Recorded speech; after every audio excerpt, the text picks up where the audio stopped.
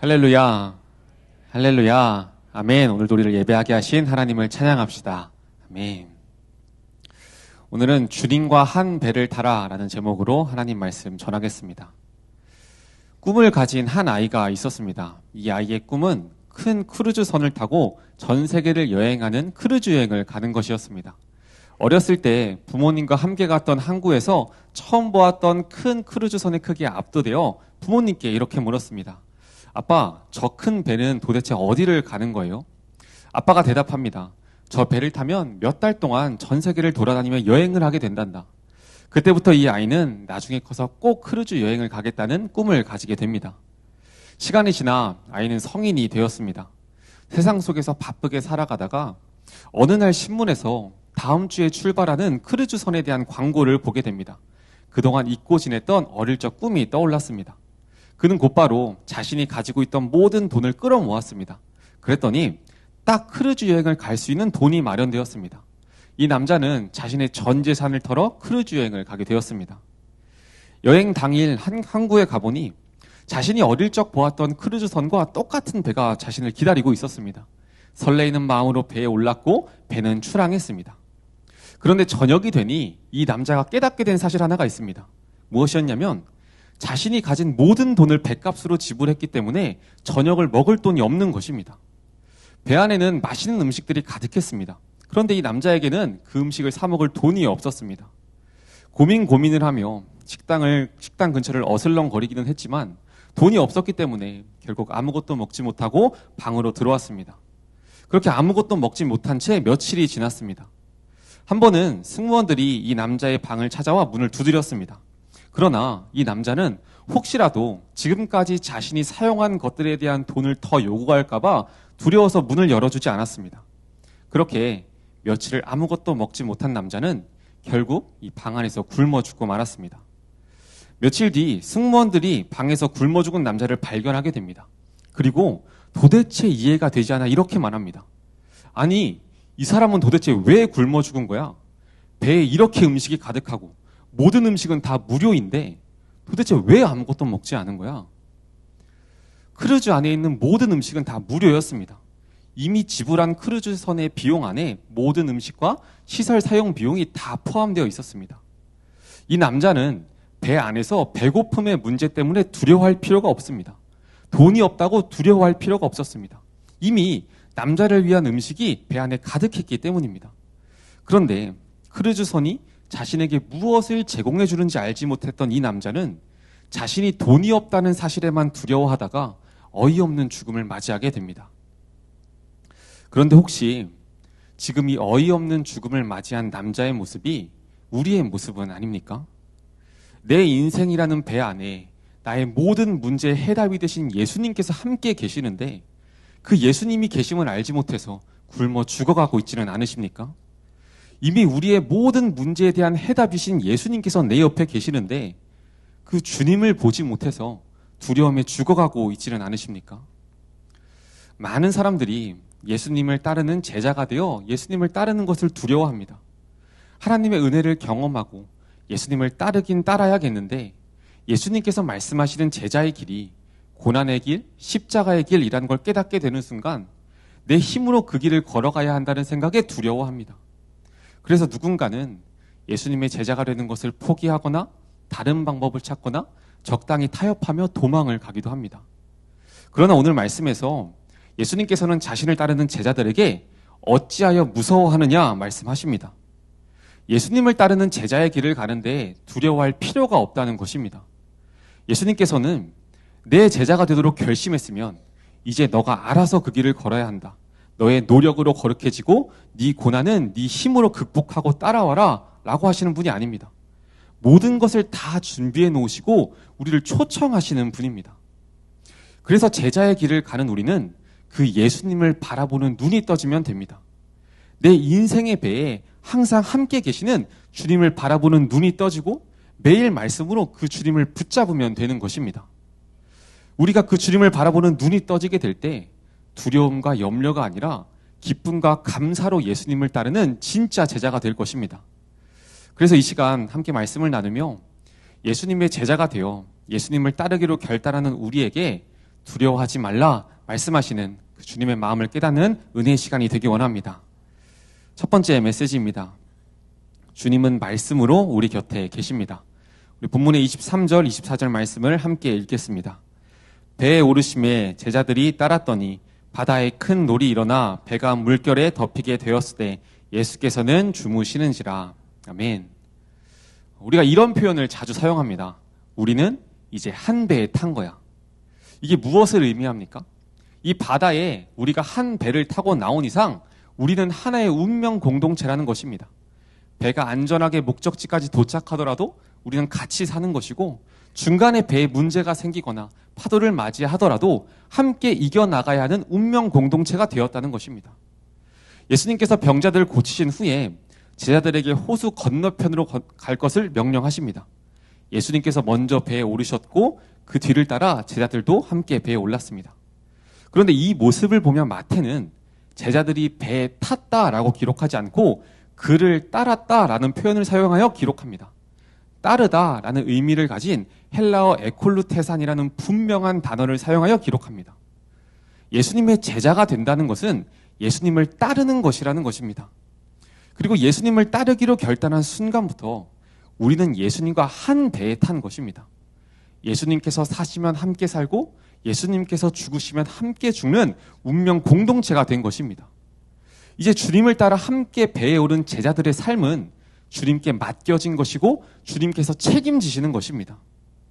예수님을 따른 이 제자들의 모습은 우리가 지난주에 보았던 서기관과 또 아버지의 장례로 인해 예수님 따르기를 포기했던 제자의 모습과 비교가 됩니다. 제자들은 머리둘 곳도 없는 예수님의 삶, 또 아버지의 장례를 치르지 못할 정도로 자신의 삶을 포기해야 하는 제자의 길을 가기로 결단한 것입니다. 그런데 그렇게 결단하여 예수님을 따라 배에 오른 제자들에게 찾아온 것은 광풍입니다.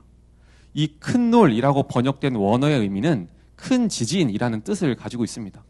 마치 지진이 난 것과 같이 바다가 흔들리고 제자들의 목숨을 위협하던 큰 파도가 치기 시작한 것입니다. 예수님을 따르기로 결단했는데 우리 삶에는 이렇게 광풍이 찾아옵니다. 예수님의 제자가 되었다고 해서 내 삶에 아무런 어려움이 없는 것이 아닙니다. 우리가 예수님을 따라 배에 올랐어도 제자들이 만난 광풍과 같은 고난의 사건을 맞이하기도 하고 사실 전에는 하지 않았던 새로운 갈등이 시작되기도 합니다. 차라리 예수님을 따르지 않고 땅 위에 있었다면 만나지 않았을 광풍을 예수님을 따르기로 결단하고 배에 올랐기 때문에 우리가 경험하게 됩니다. 중고등부 학생 중에 예수님을 만나고부터 가족과의 갈등을 겪는 학생이 있습니다.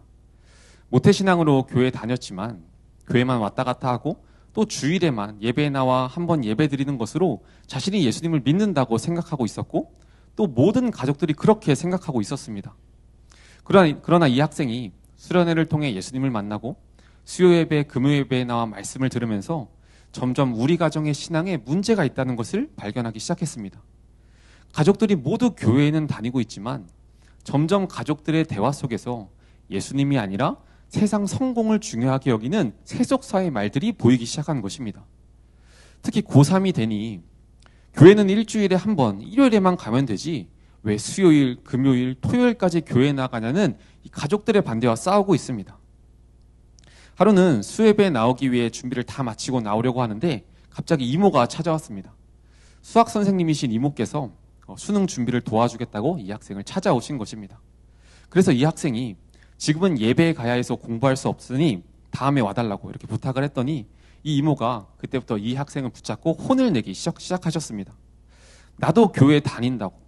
교회는 일요일에만 가서 예배 드리면 된다고. 그리고 수요일에 가더라도 지금은 고3이니까 공부 먼저 하고 좋은 대학 들어간 다음에 대학생 됐을 때 그때 가면 된다고. 또 내가 가족을 사랑해서 너를 도와주려고 여기까지 찾아왔는데 너는 가족이 아니라 교회를 선택하냐면서 혼을 내셨다고 합니다. 그런데 예전 같으면 이 학생도 이 이모의 말에 수긍하고 이모를 따랐겠지만 이제는 예수님을 만나고 그리스도인은 주일에만 교회에 나가서 예배드리는 사람이 아니라 예수님을 사랑하고 그 무엇보다 예배를 가장 귀하게 여겨야 한다는 것을 알고 있었기 때문에 이모에게 혼이 나고 울면서도 예배에 나왔습니다. 이 학생이 예배 시간에 가족 행사가 잡히면 그렇게 두렵다고 합니다. 모든 가족들이 반대할 때 예배에 가야 한다고 이야기하는 것이 두렵고, 또 교회에 간다고 했을 때 자신에게 돌아올 가족들의 말들이 두렵다고 합니다. 그 시간과 상황만 생각하면 여전히 두렵다고 합니다. 이 학생이 이런 광풍의 사건을 겪는 이유는 예수님을 따르기로 결단했기 때문입니다. 그냥 기독교라는 종교를 가진 종교인이 되기로 선택했다면 일주일에 한 번 교회 가라는 가족들과 아무런 갈등이 없었겠지만, 예수님의 제자가 되기로 결단했기 때문에 이런 광풍과 같은 어려움을 만나게 되는 것입니다. 또한 남자 성도님께서 저에게 찾아와 이런 말씀을 하셨습니다. 아내가 변했다고. 이전에는 그러지 않았는데 1년 사이에 교회에 너무 빠진 것 같다고 저에게 이런 말씀을 하셨습니다. 그런데 저에게 이런 말씀을 하실 때 이 성도님의 자녀가 자신의 집에서 어떤 일들이 일어나고 있는지 큐티 모임에서 나누었던 이야기가 생각이 났습니다. 이 학생이 가족에게 복음을 전하지 못하는 자신의 연약함을 고백하면서 어머니가 아버지에게 예수님을 전하기 위해 가정에서 어떤 싸움을 하고 계시는지 그런 이야기를 나누었습니다. 엄마가 아빠에게 예배 가자고만 이야기하면, 예수님 이야기하면 아빠가 그렇게 화를 내고 엄마를 무시하는데, 엄마는 포기하지 않고 매번 아빠에게 복음을 전한다는 것입니다. 이것이 남편 성도님께서 아내가 변했다고 이야기하시는 이유일 것입니다. 아내 성도님께서 진짜 예수님을 만나고 제자가 되었기 때문에 갈등이 시작된 것입니다.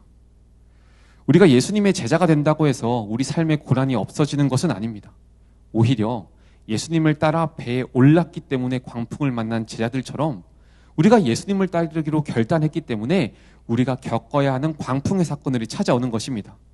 그리고 그것은 내가 예수님을 따르고 있다는 증거가 됩니다. 그래서 김양재 목사님께서 성령 충만은 갈등 충만이다 이렇게 말씀하십니다. 세상 가치관으로 가득했던 내 삶에 거룩하신 성령님께서 들어오시니 전에는 하지 않았던 갈등이 시작되는 것입니다. 이전에는 직장에서 술을 마시는 것이 큰 갈등이 되지 않았습니다.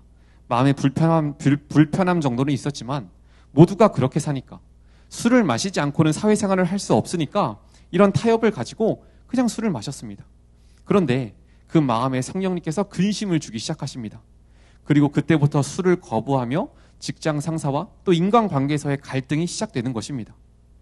진짜 예수님을 만나고 나니 가정 안에 있는 세속사의 모습들이 보이기 시작합니다. 이전에는 가족과 예수님 사이에 적당히 타협하며 우아한 종교 생활을 이어왔는데 이제는 그럴 수 없는 것입니다. 예수님을 따른다는 것은 우아한 종교 생활을 하는 것이 아니라 생명을 얻기 위해 생명을 걸어야 하는 일이라는 것을 깨닫게 되는 순간 적당히 타협하며 신앙생활하는 가족의 세속사와 싸우기 시작하는 것입니다. 예수님을 따르기 때문에 시작된 광풍의 사건인 것입니다.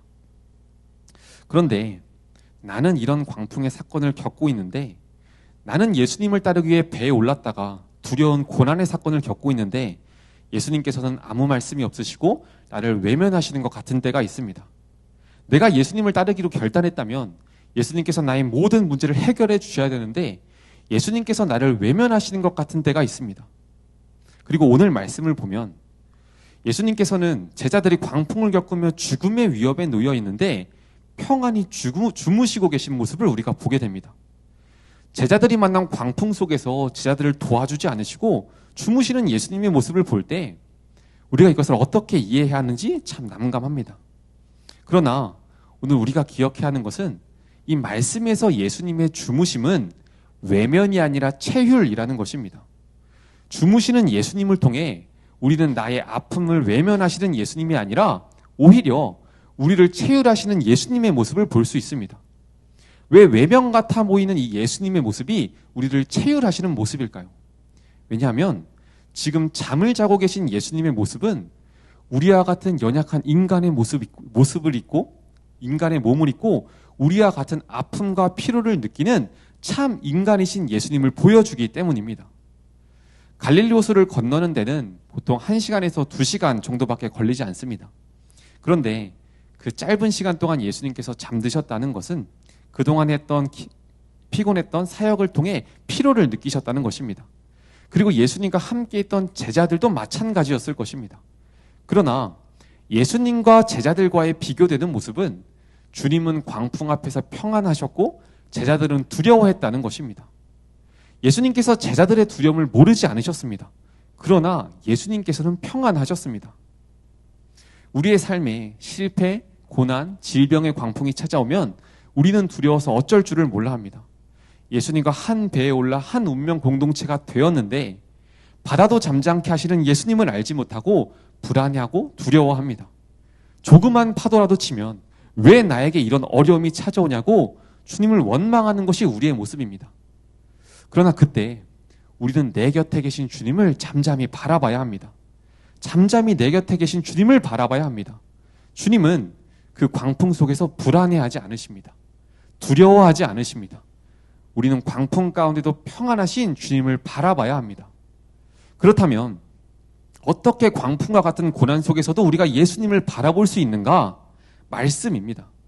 우리가 광풍과 같은 고난, 몸이 덜덜 떨리고 마음이 두려워서 눈물이 나고 도망가고 싶은 그 광풍 속에서 우리는 말씀을 통해 예수님을 바라볼 수 있습니다. 그래서 우리가 큐티를 해야 합니다. 언제까지 큐티를 해야 하는가? 말씀으로 예수님이 보일 때까지 큐티를 하는 것입니다. 사무엘상을 큐티하면 예수님의 모습이 보입니다. 나는 사울이 되어 계속해서 하나님께 반항하고 다윗을 죽이려고 하는데 다윗의 모습으로 나의 대적 골리앗과 목숨을 걸고 싸우시는 예수님을 보게 됩니다. 나는 여전히 나의 정욕을 따라 살아가고 있는데 나를 위해 목숨을 걸고 적진 한복판으로 들어가시는 요나단의 모습을 통해 예수님을 보게 되는 것입니다. 말씀 속에서 죄인인 나를 위해 끊임없이 일하고 계신 주님을 보게 됩니다. 그렇게 말씀을 통해 예수님을 보게 되면 광풍 속에서도 우리의 마음이 잠잠해집니다. 말씀으로 예수님을 바라보시기 바랍니다. 주님께서는 광풍 속에서 우리처럼 불안해하지 않으십니다. 우리처럼 두려워하지 않으십니다. 우리와 한 배에 타 계신 주님은 모든 것을 할 수 있으신 분이기에 광풍에도 평안하십니다.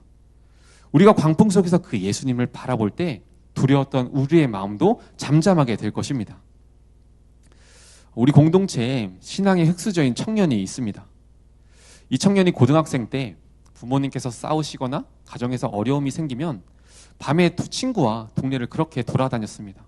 가정에서 겪었던 아픔과 두려움을 없애보려고 산책을 하기 시작하는 것입니다. 그러다가 그것으로도 해결되지 않으면 항상 울면서 박 목사님께 전화를 하던 학생이었습니다. 그런데 이 학생이 목사님과 구속사 큐티를 하기 시작했습니다. 그리고 어느 날부터 이 학생에게 전화가 오지 않는 것입니다. 어느 날은 목사님께서 걱정이 되어 이 학생에게 전화를 하셨습니다. 너 어제 부모님과 그런 어려움이 있었다면서 왜 전화 안 했니? 너 정말 괜찮은 건 맞아? 어제 교회에 왔었다면서 왜 안 찾아왔어? 이렇게 물었더니 이 친구가 웃으면서 이렇게 대답했다고 합니다. 목사님, 저 이제 큐티하면 돼요. 힘들고 어려울 때 말씀 묵상하면서 예수님 바라보면 돼요. 고난이 왔을 때 두려움 속에서 말씀을 붙잡으며 이 청년이 예수님을 보기 시작한 것입니다. 그러니 예수님을 바라보며 이 두려운 상황 속에서도 가족 구원을 위한 적용을 꾸준히 할 수 있었습니다. 우리 공동체 가운데 가장 빨리 가족 구원의 역사가 일어나는 청년입니다. 어머니께서 교회에 나오기 시작하셨고 이제 형도 곧 교회에 나갈 거라고 이야기했답니다. 이제 아버지도 교회에 나와 온 가족이 하나님 앞에 예배드리는 것은 시간 문제인 것입니다. 교회에 가는 것으로 핍박을 받았던 청년이 이제는 엄마와 집에서 예수님 이야기를 하는 것이 그렇게 행복하다고 이야기합니다. 우리는 나를 두렵게 하는 광풍 가운데 말씀으로 예수님을 바라봐야 합니다. 가족 구원을 위한 적용을 시작했는데 주님께서 일하시지 않는 것 같고 오히려 더한 고난이 시작되었다면 말씀으로 예수님을 더욱더 바라봐야 합니다. 전혀 예상하지 못했던 가족의 질병으로 고통과 두려움이 찾아왔을 때 나의 구원을 위해 신실하게 일하시는 주님을 말씀을 통해 바라보는 것입니다.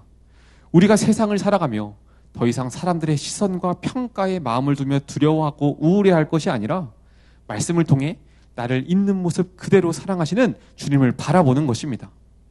우리와 한 배에 타 계신 주님은 말씀으로 늘 우리 곁에 계십니다.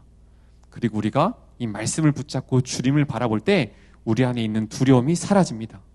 우리는 이 주님을 바라보는 눈이 떠지면 되는 것입니다. 어떠한 광풍 속에서도 두려워하지 않고 말씀으로 주님을 바라보는 성도님들 되시길 바랍니다. 적용 질문입니다. 예수님과 한 배에 타면서 시작된 갈등이 있습니까? 예수님을 따르지 않고 여전히 육지에 남아있지는 않습니까? 내가 겪고 있는 광풍은 무엇입니까? 나를 두렵게 하는 광풍 속에서 말씀으로 주님을 바라보고 있습니까? 두 번째 메시지입니다. 주님은 우리의 기도를 들으십니다. 우리 본문의 25절, 26절 말씀을 함께 읽겠습니다. 그 제자들이 나와 깨우며 이르되 주여 구원하소서 우리가 죽겠나이다. 예수께서 이르시되 어찌하여 무서워하느냐 믿음이 작은 자들아 하시고 곧 일어나사 바람과 바다를 꾸짖으시니 아주 잔잔하게 되거늘. 아멘. 사실 예수님을 따라 배를 타고 갈릴리 호수를 건너게 되었을 때 제자들 중에 어부였던 베드로 형제와 요한 형제는 이미 호수를 건너면서 겪게 될 어려움에 대해 알고 있었을 것입니다. 이들은 갈릴리 호수에 익숙한 어부들이었습니다. 갈릴리 호수가 북쪽에서부터 불어오는 찬 공기와 호수의 더운 공기가 만나 종종 갑작스럽게 기후 변화가 일어나고 이로 인해 사람들이 종종 목숨을 잃기도 한다는 것을 이미 다 알고 있었습니다. 또 어부이기 때문에 이런 광풍 정도는 수도 없이 겪었을 것입니다. 그래서 어쩌면 이들은 배를 타고 호수를 건너기 전부터 이미 각오를 했을 것이고 또 혹시라도 무슨 문제가 생기면 자신들의 힘으로 해결할 수 있을 것이라고 생각했을 것입니다. 그래서 광풍이 찾아왔을 때 처음에는 자신들의 경험과 기술을 바탕으로 이 광풍을 극복해보고자 스스로 노력했을 것입니다. 그러나 제자들은 결국 자신들의 힘으로 아무것도 할 수 없음을 깨닫고 주무시는 예수님을 깨웁니다. 그리고 지진과 같은 광풍 속에서도 주무셨던 예수님께서 제자들의 부르짖음을 듣고 일어나십니다. 제자들이 외칩니다. 주여 구원하소서. 이 두 단어는 기도의 형태를 가지고 있습니다. 제자들이 예수님께 간절히 기도하는 것입니다. 그리고 예수님께서는 이 간절한 제자들의 기도에 응답하십니다. 우리는 광풍과 같은 고난 속에서 예수님께 기도해야 합니다. 간절히 예수님을 불러야 합니다. 그러면 예수님께서 우리의 기도를 듣고 일어나십니다. 사실 우리는 예수님을 따르는 제자의 길이 쉬운 길이 아니라는 것을 알고 있습니다. 매주 복음의 말씀이 선포되면서 예수님을 믿는다는 것은 내가 복을 받기 위해서가 아니라 천국을 위해 좁은 문, 좁은 길을 걸어야 한다는 사실을 우리가 알고 있습니다. 매일 내 죄를 보며 회개하고 적용하고 자아의 죽음을 맞이해야 한다는 것도 알고 있습니다. 그런데 그 길을 가는 것이 내 생각처럼 잘 되지 않습니다. 나도 믿음의 사람들처럼 의연하게 그 길을 좀 걸어가고 싶은데 또 죄에 넘어지고 말씀대로 살아내지 못하는 내 모습을 보면 두렵습니다. 예배를 통해 말씀을 통해 은혜를 받으면 하나님 앞에 결단합니다. 하나님, 이제는 내가 어떠한 어려움이 오더라도 술을 끊겠습니다. 이제는 내 몸을 쳐서라도 음란물을 끊겠습니다. 더 이상 게으르게 시간을 낭비하지 않겠습니다. 가족들에게 복음을 전하겠습니다. 그러나 시간이 지나면 결단을 지키지 못하고 술을 마시고 있는 내 모습을 보게 됩니다. 또 음란물 앞에 앉아있는 나의 모습을 발견하게 됩니다. 가족들에게 예수님을 전하겠다고는 했지만 비난과 무시가 두려워서 한마디도 하지 못하는 나의 비참한 모습을 마주하게 됩니다. 그리고 또 실패하는 나의 모습을 보며 두려워하고 낙심합니다. 제자들이 그랬을 것입니다. 나는 예수님을 따르지 못하는 저 사람들과는 달리 이 위험한 호수를 예수님을 따라 건너고 있어 라는 자신감으로 출발을 했는데 광풍 앞에서 아무것도 하지 못하는 무력한 자신의 모습과 배를 탈 때의 담대함은 온데간데 사라져 없고 두려워하는 자신의 모습을 보며 비참했을 것입니다. 그러면 이 두려움 앞에 우리에게 두 가지 마음이 찾아옵니다. 낙심과 타협입니다. 광풍 앞에 무력한 내 모습을 볼 때 나는 어차피 안 되는 사람이라고, 나는 도저히 이 죄를 끊을 수 없는 사람이라고 자기 연민에 빠져 낙심을 합니다. 아니면 어떻게 말씀대로 살 수 있냐고, 모두가 적당히 타협하며 살아간다고, 이 정도 했으니 할 만큼 했다는 타협의 마음이 올라옵니다. 만약 제자들이 이 광풍이라는 두려움 속에서 예수님을 깨우는 것이 아니라 낙심하고 타협했다면 어떻게 됐을까요? 내 힘으로 해보려는데 안 되네, 그냥 포기하겠다. 그랬다면 광풍 속에서 죽는 것입니다. 또 아무리 예수님을 따르는 길이라고 해도 이런 광풍을 지나는 것은 불가능해 생각하며 타협하고 뱃머리를 돌렸다면 어떻게 되었을까요? 제가 최근에 해군에 다녀온 친구로부터 파도에 대한 이야기를 한 가지 들었습니다. 해군이 바다를 타고 나가면 황천항해라고 부르는 것이 있다고 합니다. 황천길 할 때 그 황천입니다.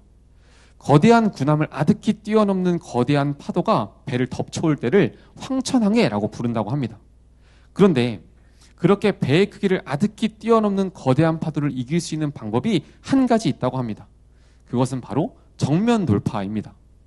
배를 덮쳐오는 파도를 향해 배를 똑바로 두고 그대로 부딪히는 것입니다.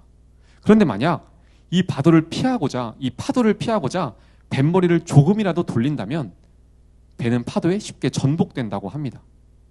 제자들이 광풍이 주는 두려움 앞에 낙심하며 아무것도 하지 않았어도 죽음에 이르렀겠지만 광풍에 타협하며 뱃머리를 조금이라도 돌렸다면 배는 물속에 가라앉아 버렸을 것입니다. 그러나 제자들은 두려움 속에서 낙심하고 타협하는 것이 아니라 내 곁에 계신 주님을 기억하고 주님을 깨웠습니다. 그리고 주님께서는 두려워하는 제자들의 부르짖음을 외면하지 않으시고 일어나 파도를 잠잠케 하십니다. 우리도 예수님의 제자가 되겠다고 결단하고 그 길을 가지만 연약하여 죄 가운데 넘어지고 실패하여 두려울 때가 있습니다.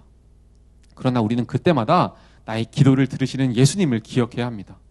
이 광풍에서 나를 건지실 수 있는 분은 오직 주님밖에 없으시고 주님께서 내 기도에 반드시 응답하심을 믿으며 주님께 부르짖어야 합니다.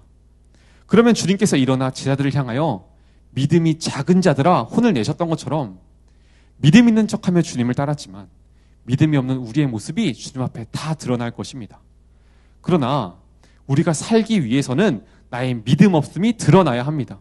주님 앞에 믿음 없는 자라고 혼이 나야 합니다. 그래도 내가 결단한 게 있으니, 은혜 받은 게 있으니, 성경을 몇 번 읽었고 이전에 이런 적용도 했으니 광풍 앞에서 내 힘으로 버티다가는 물속으로 가라앉게 되는 것입니다. 우리는 내 믿음 없음을 주님 앞에 드러내고 혼이 나야 합니다. 사실 저의 믿음 없음이 드러나 주님 앞에 혼이 나는 곳이 어디냐면 바로 가정입니다. 아시는 분들은 아시겠지만 우리 교회 안에 저희 집안 사람들이 많이 있습니다. 친가 외가 다 수함에 있기 때문에 친척까지 하면 정말 많은 가족들이 한 교회에 다니고 있습니다. 그래서 많은 성도님들이 저희 가정을 보시면서 믿음의 가정이라고 부러워하기도 하시고 칭찬을 하기도 하십니다. 그런데 사실은 그렇지 않습니다. 교회 안에서 모두가 예수님을 잘 믿는 믿음의 가정으로 보이지만 가정 안에서 모였을 때 믿음 없음이 드러나는 부끄러운 사건들이 있습니다. 이제 설날이 되면 가족들이 다 모입니다. 하루는 친가, 하루는 외가 이렇게 모입니다. 그러면 설날이기 때문에 어른들에게 세배를 합니다. 그리고 세배를 하면 어른들께서 저희 사촌 형제들에게 덕담을 한마디씩 해주십니다. 그런데 제가 정말 저희 가정의 구속사가 아니라 세속사의 가치관이 들어왔음을 보며 마음 아팠던 때가 이 덕담을 들을 때였습니다. 집안 어른들 중 그 누구도 덕담 가운데 예수님 잘 믿어야 한다, 믿음을 지켜야 한다 말씀하시는 분은 없으시고 공부 잘해야 한다, 부모님 말씀 잘 들어야 한다, 건강해야 한다 이런 말씀만 하시는 것입니다. 사실 저는 저희 가정 안에 구속사가 아니라 세속사의 가치관이 들어와 있다는 것을 알고 있었습니다. 제가 해야 할 것은 우리 가정의 구원을 위해 기도하는 것이었습니다. 믿음의 가정이라고는 하지만 정말 우리 가정이 십자가의 길을 걸어가고 있는지 구원의 길을 걸어가고 있는지 돌아보고 그 길을 함께 가도록 제가 기도해야 하는데 제가 가정의 믿음에 대해 기도하지 않았습니다. 왜냐하면 우리 가정의 믿음 없음을 인정하는 것이 너무 두려웠기 때문입니다. 가족 구원을 위해 기도해야 한다는 것을 알았지만 내가 적용해야 할 것이 두려워서 모두가 교회에 나오는 믿음의 가정이라는 그 허울을 버리는 것이 두려워서 가족 구원의 문제를 가지고 주님 앞에 나가지 않았습니다. 그런데 반대로 중고청 공동체 안에는 교회에 가면 핍박을 하고 무시하는 가족들을 위해 기도하고 적용하는 청년들이 있습니다. 얼굴 한번 보지 못한 이혼한 아빠의 구원을 위해 울며 기도하는 학생이 있습니다. 그런데 저는 모두가 교회에 나오고 있고 모두가 예수님에 대해 알고 있고 저에게 가장 많은 사랑을 준 이 가족들의 구원을 위해서도 기도하지 않고 그저 두려워서 도망만 다니는 가장 믿음 없는 자입니다.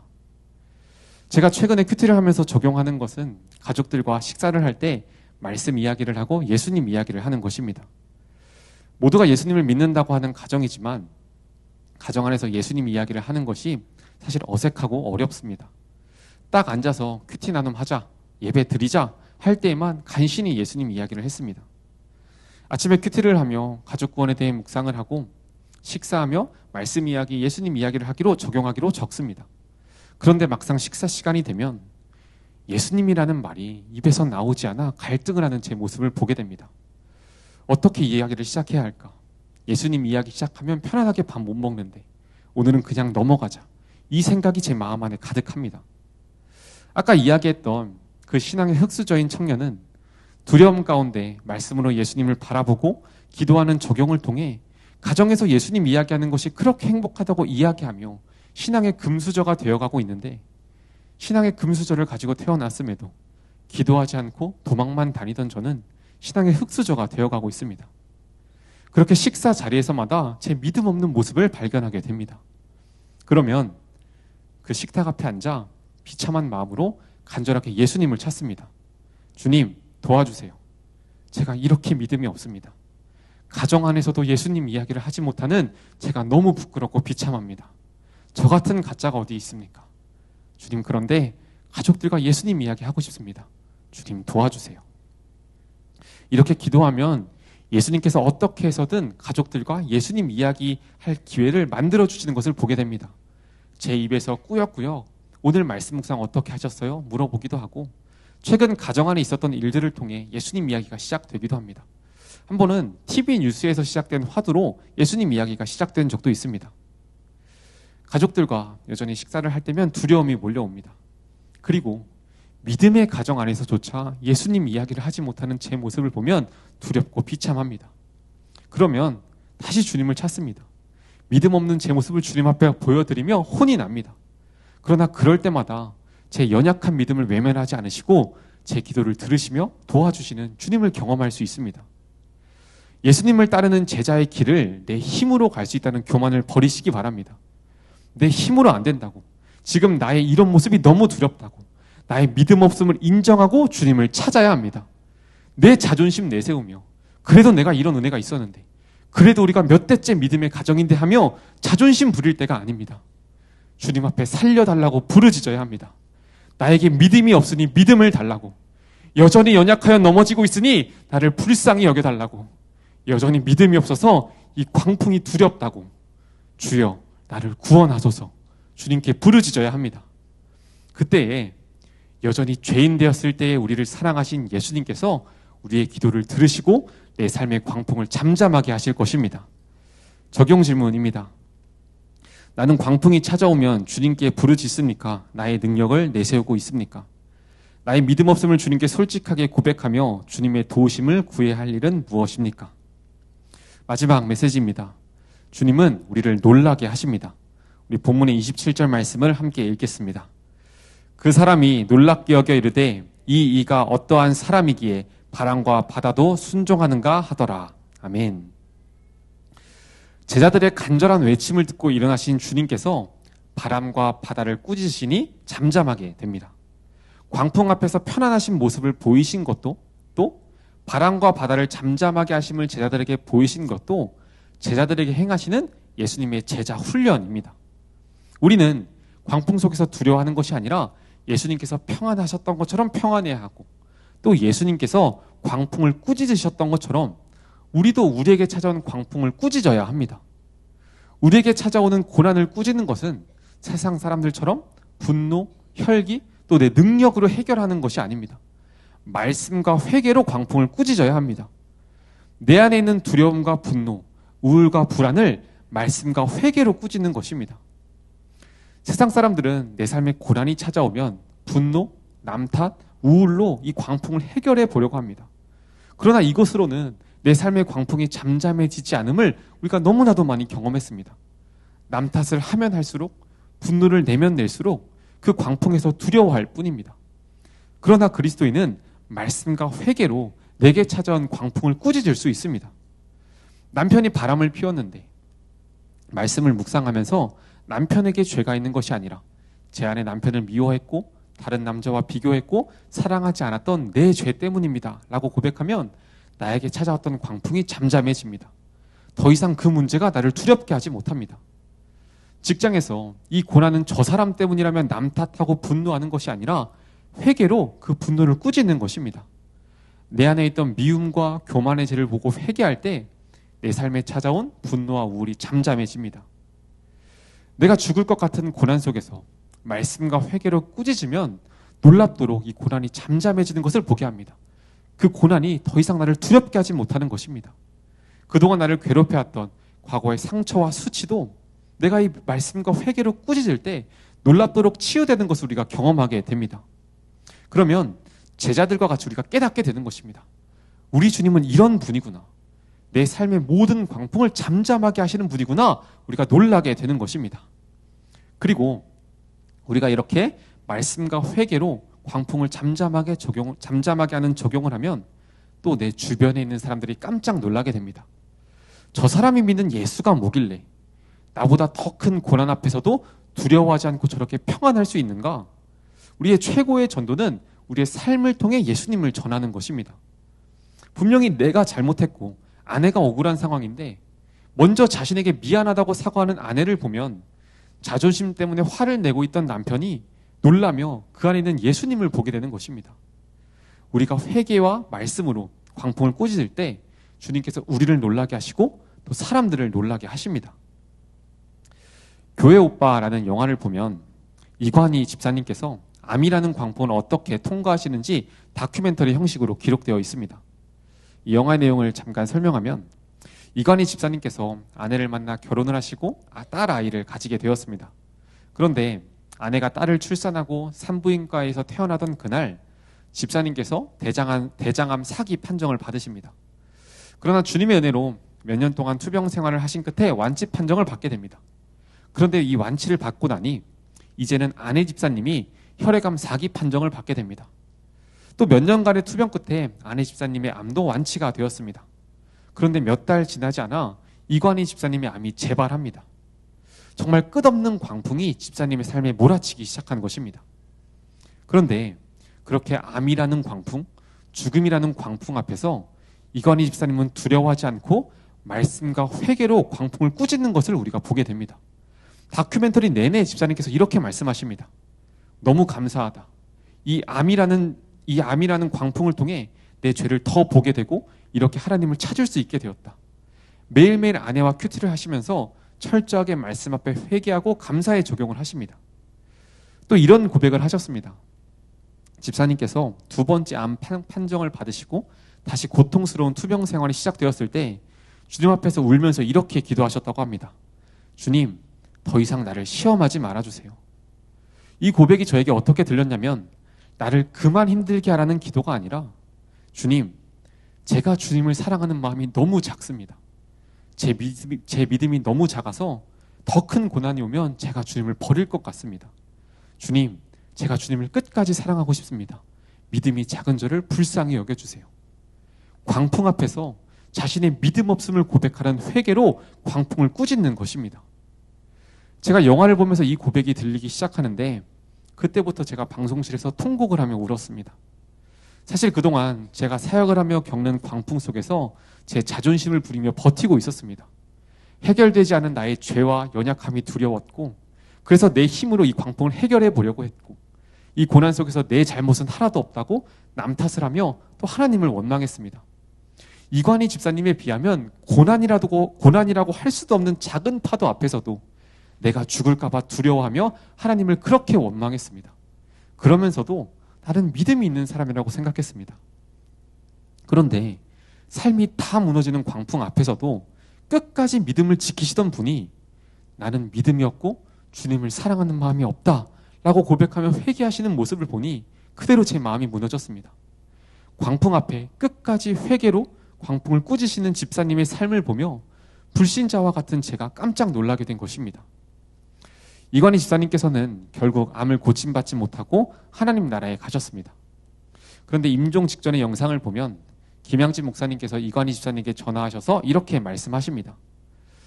아픔 속에서도 많은 사람한테 주님을 전하는 사명을 잘 감당해줘서 고맙습니다. 고난을 너무 잘 통과해줘서 고맙습니다. 암이라는 광풍, 세상 사람들은 한 번만 불어닥쳐와도 두려움에 낙심하고 무너지는 고난 앞에서 이관희 집사님께서는 말씀과 회개로 광풍을 꾸짖으셨고 말씀과 회개 앞에 그 광풍은 잠잠해졌습니다. 그 광풍이 예수님과 함께 타 있는 이관희 집사님의 배를 침몰시킬 수 없었습니다. 그리고 그 삶을 보며 많은 사람들이 이관희 집사님을 보는 것이 아니라 광풍을 잠잠하게 하신 예수님을 보게 됩니다. 도대체 예수라는 이가 어떤 이기에 바다도 잠잠하게 하는가 놀라게 되는 것입니다. 우리는 말씀과 회개로 우리에게 찾아온 광풍을 꾸짖어야 합니다. 내 삶에 불어오는 광풍이 나를 두렵게 할 때 우리가 해야 할 것은 두려움에 남 탓하고 원망하며 내 힘으로 해결하기 위해 애쓰는 것이 아니라 나의 죄를 보며 주님 앞에 회개하는 것입니다. 그리고 그때 주님께서 나를 두렵게 했던 광풍을 잠잠하게 해주실 것입니다. 우리를 놀라게 하실 것이고 또 우리를 통해 믿지 않는 가족들을 놀라게 하셔서 예수님을 믿는 믿음을 허락하실 것입니다. 적용 질문입니다. 내가 광풍을 꾸짖는 방법은 무엇입니까? 혈기입니까? 열심입니까? 우울입니까? 내게 찾아온 광풍을 꾸짖을 수 있는 방법은 말씀과 회개임을 경험하고 있습니까? 말씀을 마칩니다. 예수님께서는 우리를 당신이 타고 있는 배로 초청하십니다. 이 초청은 주님과 우리가 하나가 되는 것입니다. 이제 내 삶은 주님께 맡겨진 것이고 주님께서 책임지시는 것입니다. 그런데 우리는 내 모든 인생의 해답이 되신 예수님을 바라보지 못해서 예수님과 함께하고 계심을 알지 못해서 배 안에서 두려워하며 죽어가고 있습니다. 예수님을 따르는 제자의 길은 이제 내 힘으로 광풍을 헤쳐나가야 하는 곳이 아닙니다. 주님께서 모든 것을 준비하시고 우리를 초청하시는 길입니다. 주님께서는 말씀으로 늘 우리 곁에 계실 것이고 우리의 기도를 들으실 것이고 우리를 놀라게 하실 것입니다. 우리가 더 이상 두려워할 필요가 없습니다. 예수님께서는 우리 한 사람 한 사람을 제자로 부르셨습니다. 나를 따르라 오늘 말씀하십니다. 그 길은 주님께서 책임지시고 주님께서 우리와 함께 하시는 길임을 믿습니다. 그 주님만 바라보며 끝까지 제자의 길을 걸어가는 저와 성도님들이 되시길 간절히 소망합니다. 우리 함께 찬양하고 기도하겠습니다. 우리가 첫 번째로 붙잡고 기도할 말씀은 본문의 25절 26절 말씀입니다. 그 제자들이 나와 깨우며 이르되 주여 구원하소서 우리가 죽겠나이다. 예수께서 이르시되 어찌하여 무서워하느냐 믿음이 작은 자들아 하시고 곧 일어나사 바람과 바다를 꾸짖으시니 아주 잔잔하게 되거늘. 주님, 우리의 믿음 없음을 용서하여 주옵소서. 조그만 파도에도 두려워하며 주님의 길을 따르기로 포기하고 외면했던 우리를 용서하여 주옵소서. 아멘. 나의 영혼이 죽어가고 있고 나의 가족의 영혼이 죽어가고 있고 공동체 영혼이 죽어가고 있는데 나의 안위만을 챙기며 주님을 따르지 않았던 우리를 용서하여 주옵소서. 아멘. 주님, 우리를 살려 주옵소서. 아멘. 이 시간 주님 앞에 나아가 부족한 나의 믿음을 고백합니다.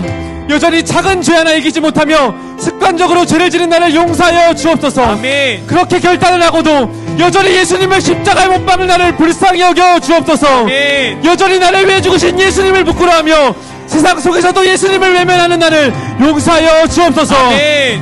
주여 구원하소서. 우리가 죽겠나이다. 나의 부도난 믿음을 주님 앞에 보여드리며 간절히 부르짖는 이 시간이 되게 하여 주옵소서. 아멘. 주님, 믿음 없는 나를 불쌍히 여겨 주옵소서. 아멘. 그렇게 은혜를 받았음에도 여전히 주님을 따르기는 주저하는 나를 용서하여 주옵소서. 아멘. 이제는 나에게 허락하신 말씀으로 주님을 바라보며 좁은 문 좁은 길을 걸어가는 우리가 되게 하여 주옵소서. 아멘. 이 시간 주님의 이름을 부르시고 동성을 함께 기도하며 나아갑니다. 주여, 주님 이 시간 말씀 앞에 나의 부족한 믿음을 고백하게 하여 주옵소서. 그렇게 은혜를 받았으나 아버지 여전히 믿음이 없어 죄 가운데 나가시며 주님을 여전히 나의 아들을 선택하며 주님을 따라가고 거부하고 있는 나를 주님 불쌍히 여겨 주옵소서. 아버지 시간 나의 부족한 믿음을 주님 앞에 고백합니다.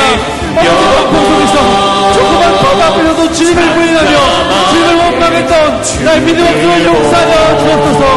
이 시간 나의 부족한 믿음이 주님 앞에 드러나 주님 앞에 얘기하며 주님께 나를 구원하여 주옵소서. 간절히 부르시는 시간이 되게 하여 주옵소서. 성령님 이 시간 두려워하지 않고 주님께로 나아가게 하여 주옵소서.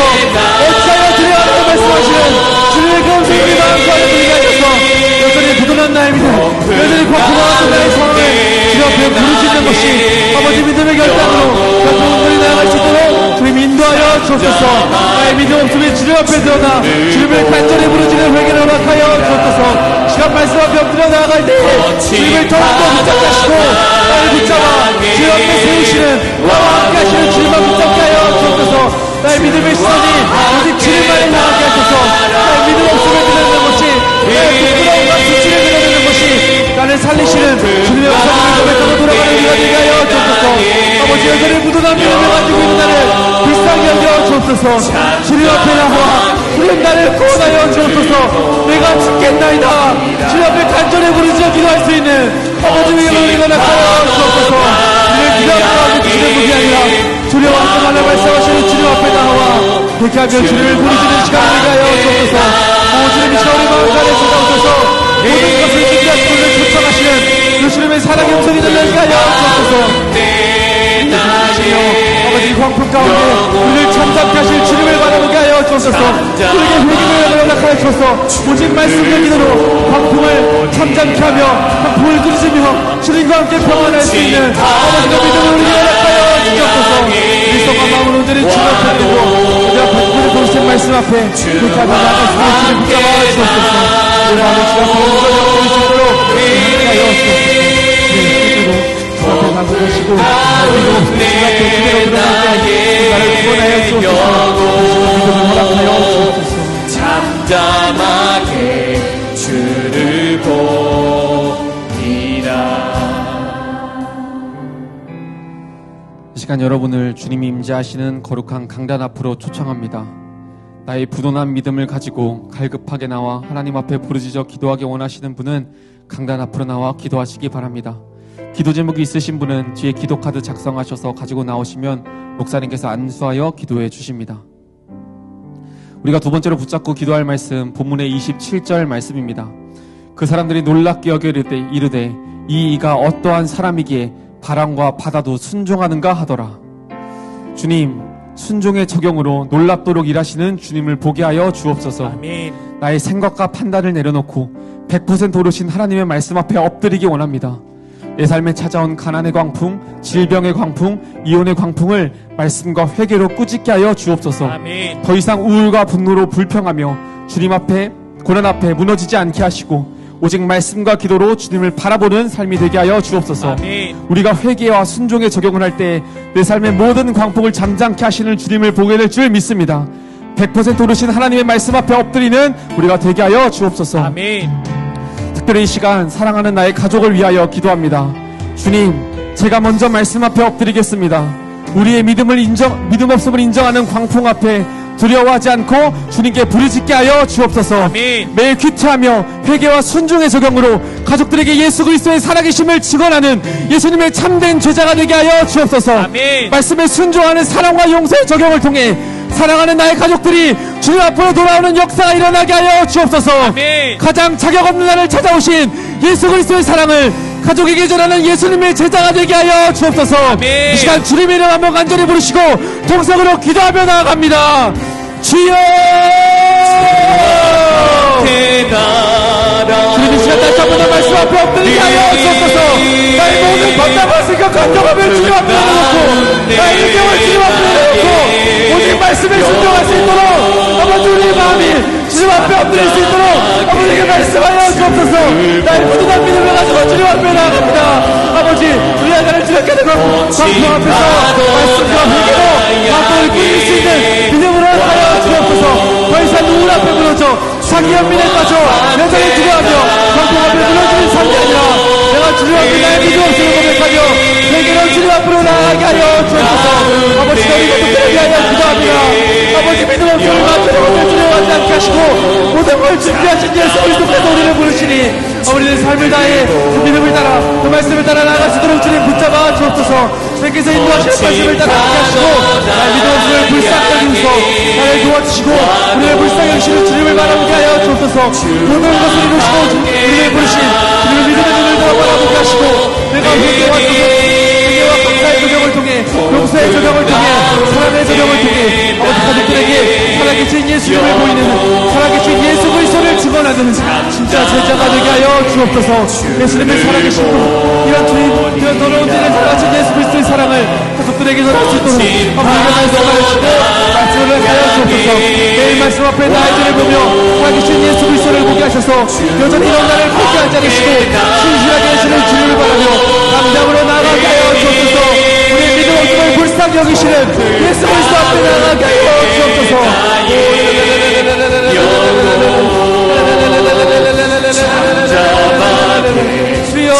주를